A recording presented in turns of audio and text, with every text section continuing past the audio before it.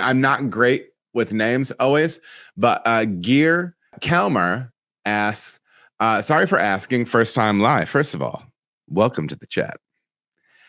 Is it possible to ask questions live, or do they have to be sent in before going on? If you send them in, it's easier for me to access and plan for.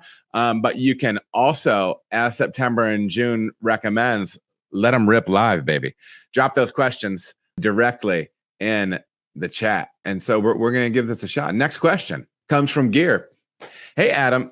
Gear from Norway here. That is beautiful, man. That's so cool. It always blows my mind when we have people outside the U.S. Watching the content. It warms my heart. Love your videos.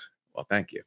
I wonder how much it affects the beer if I don't dump the yeast before dry hopping, or in general, cold crash and conditioning.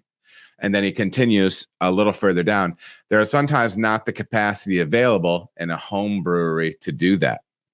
Okay, so we're talking on the homebrew scale, and that does factor in, because a lot of times, not always, because people have crazy gear, conical gear at home and everything like that, or at least for me, that's conicals at home is crazy. I think in general, when yeast is done doing its job, so not just fermenting out fermentable sugar, but also cleaning up diacetyl, cleaning up any acetaldehyde, so any green apple, any butter. After it gets a chance to reabsorb those fermentation byproducts, you do want to drop temperature on that, and you do want to get it off the yeast.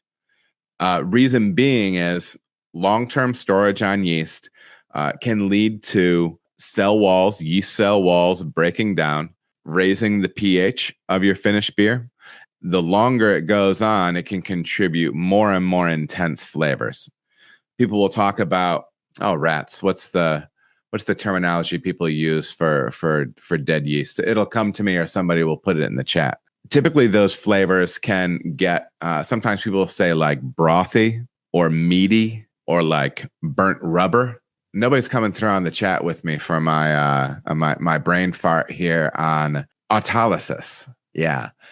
The breakdown of yeast cell walls. That is what you want to do. So when you say, I wonder how much it affects the beer if I don't dump the yeast before dry hopping, or in general cold crash and conditioning. Now listen, when it comes to dry hopping, I have plenty of times dry hopped with the yeast cake still present. I think you'll be fine, right? But once you're done with your dry hop, those hops have dropped down and they're covering up the yeast cake on the bottom. I would try to get that cold, and then I would try to get that removed to another vessel. And I know sometimes you can be limited in the number of vessels you have, but maybe you can try to schedule out a little bit. I wouldn't want to leave it on there for a really long time. A week might be on the long side, but I tend toward,